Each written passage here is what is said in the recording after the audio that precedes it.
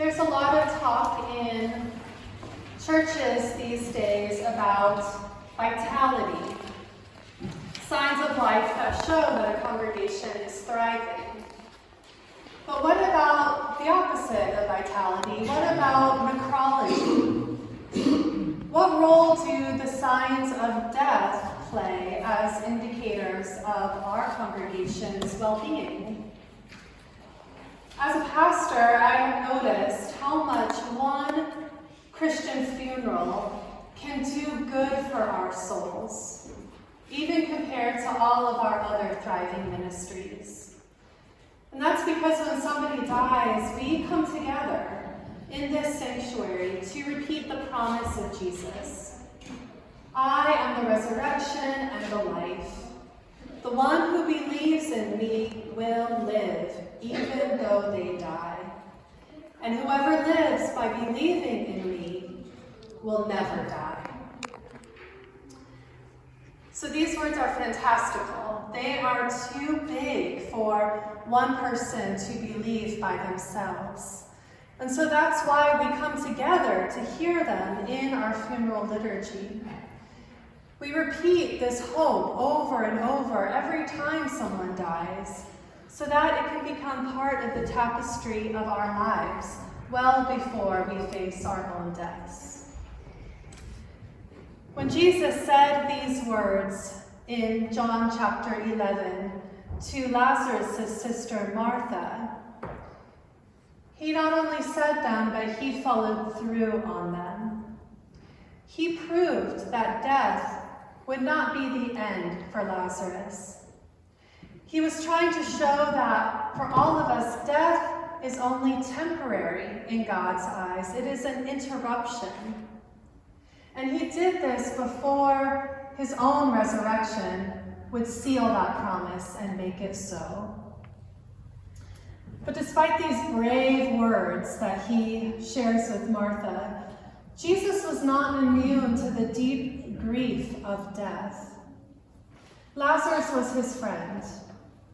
And like him, many people had come to Lazarus' house to be with Martha and Mary and console them about their brother. And when Mary gets up and goes to see Jesus, they follow her because they think she's going to the tomb to weep, and they want to be there with her and weep with her. And so when Jesus meets up with Mary and Martha and they head to the tomb together, sure enough, he also is soon overcome with anger and sorrow, just like the rest of them. He breaks down over the unfairness of losing his friends and the horror that we feel about death's apparent finality, which feels brutal and abrupt no matter how much time we get to prepare for it.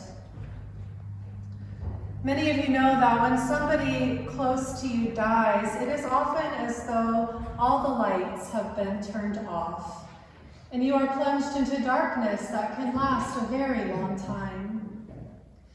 American culture tends to be pretty awkward and, I would say, inept about how to deal with this deep darkness of death and grief, especially when it lasts longer than 2 weeks, when people can send flowers and send cards. Often, people who mourn are tacitly expected to turn the lights back on fairly quickly. But the way recovery from grief works, it seems to me, is more like brief moments of lights that flicker through or shine through. Moments when, for a moment, you feel like yourself again, or you feel your loved one's presence again, or perhaps as time goes on, you gradually might feel interest in life coming back as new opportunities to live catch your attention. And these glimpses of light eventually become more frequent, or when they come, they might last longer. And so slowly the light does return, like the gradually brightening sky of a pre-dawn morning. And living with the loss begins to seem more possible. And that's why, friends, I love that we light many small lights on All Saints Sunday. because this ephemeral light is even more precious, more holy in the way that it sets back the darkness for a time. It reminds me of the holiness of the small acts of kindness and support which we do for each other, which are sometimes the only way to bring a bit of light to an otherwise really bad situation. This past week, Alan showed me a beautiful picture of the scene at Lazarus' tomb, which was painted by the religious artist John August Swanson. And what struck me about this painting is that the scene takes place at dusk, just as the stars are coming out, tiny pinpricks of light above the tomb.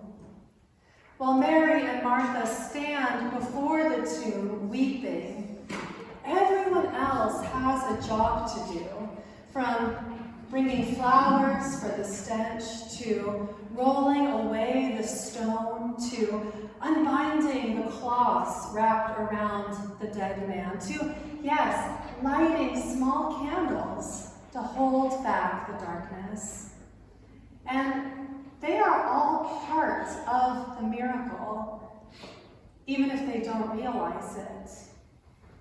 And I wonder how long it took them there at the tomb during this miracle to realize that their presence, their grief, their anger at death, their longing for life were what joined with Jesus' human compassion and catalyzed his intervention. Jesus saw their pain, he felt their pain, and he decided enough. He wasn't waiting for his own miracle at the cross. He was going to prove that day what the will of God is regarding death. He would show them the glory of God. And in the Bible, that is a shorthand for light, light eternal. Glory is used over and over again throughout the scriptures to mean the splendor, the radiance, the glowing brilliance of the Creator who said, "Let there be light." So Jesus decided that he would reveal the Creator's intention, which is to give us life, to keep us living for as long as earthly circumstances allow, and when that's no longer possible, to welcome us into eternal life, the realm of eternal light that God shares with us. And so Jesus raised Lazarus from the dead, not so much as a literal denial of one person's death, but as a demonstration of life for all of us. And that is what our funeral liturgies and our candle lighting are also meant to be, a demonstration of life. They remind us that God is here. Death is here, yes, but so is the light. And when we show up to cry together, to do the small things we can to hold back the darkness, Jesus shows up to be with us. He affirms the reality of our grief, but he also challenges the illusion that death is forever. So I'll end with this. We've probably all heard the suggestion to live your life in light of death. So, for example, make a bucket list of the things you want to do before you die. And I think that's wise. But for Christians, I think it's even more important that we try to die our deaths in light of life. And this means knowing that we will live again with God. And if we believe in God's glory, as Jesus tells Martha, one day we will see it for ourselves. And until then, those cracks of light that we get, those reminders of God's presence coming into our darkness, they're meant to give us just enough light to see by, to get us down the road. For at the end of that road, we all will be reunited with the saints in light.